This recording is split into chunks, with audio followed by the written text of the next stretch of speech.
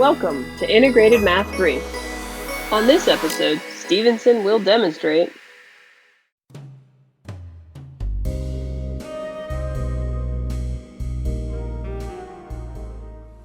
We've seen transformational form on all of our parent functions so far. So let's see what it looks like on our newest parent function, log.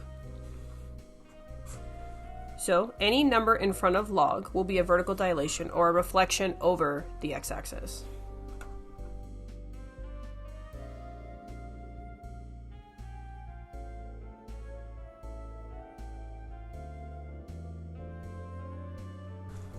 The capital B value represents the horizontal dilation. It directly influences, through multiplication, your input variable. Now be careful, this capital B has nothing to do with the lowercase b. Remember, the lowercase b is the base of your log. The base of your log is not a transformation.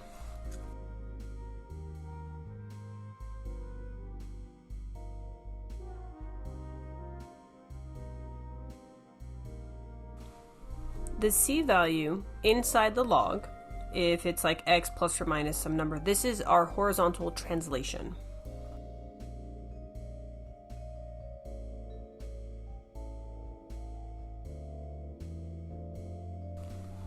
Outside of the log itself, whatever's being added or subtracted outside here is the vertical translation.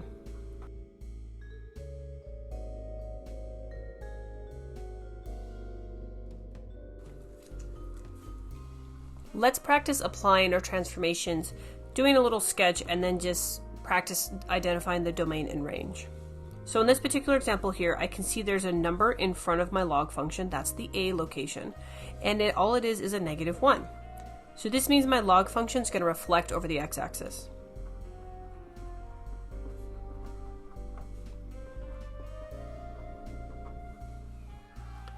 Now let's do the sketch. Remember, what does the parent log function look like? Looks like this. It's asymptotic to the y-axis, and it crosses the x-axis at 1, and it's increasing. So we're going to take this graph and we're going to reflect it over the x-axis. So what it looks like now is, instead of increasing, it's still going to go through 1, but now it's going to have a decreasing behavior. So what's the domain going to be? Well, let's look left to right.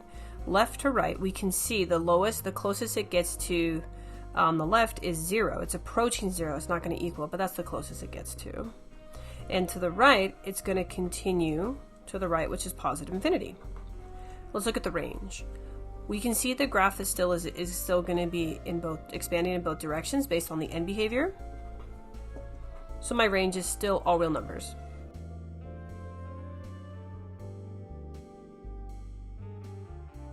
Let's do the next one. In this one, I can see inside the argument of the log here that it's x minus 3. So this is going to be a C transformation. So this is moving to the right 3 units. All right, let's do our sketch. So again, what does the parent look like? So there's my parent function. So I'm going to move this to the right 3 units. Now, just like in our previous problems, the easiest way to do this is to move the anchor point or some key value on here and to sketch the rest of the behavior. So in this case, we're going to move this this x-intercept. So if it's at 1, so if it starts at 1, but I'm going to move 3 units to the right, 1, 2, 3, where do I end up at if I'm on the x-axis? Well, 1, 2, 3, 4. I'm going to end up at 4 as my point of intersection. But remember, the log function, the parent function, is asymptotic to the y-axis. So where is that new vertical asymptote going to be? Well, let's check it out. Watch this. It starts at 0, right? But it's going to move, that vertical line that it's asymptotic to is going to move also to the right 3 units. 1, 2, 3. So where am I at? 0, 1, 2, 3. I'm at 3. So now I can see that my log function is asymptotic to the vertical line, x equals 3. Okay, let's talk characteristics. The range is still going to be exactly the same, all real numbers. But let's talk the domain. look to the left. How far left does this graph get close to? Well, it now is getting close to 3, but it's not going to equal 3 because it's asymptotic to that vertical line. And it's going to go to the right towards positive infinity. Now here's another way you could find the domain without a picture. Remember, the argument inside of a log must be positive. So you can take whatever the argument is, set it greater than equal to or greater than 0, and solve this. To solve an inequality, treat it like an equation. So we're going to add 3 to the other side.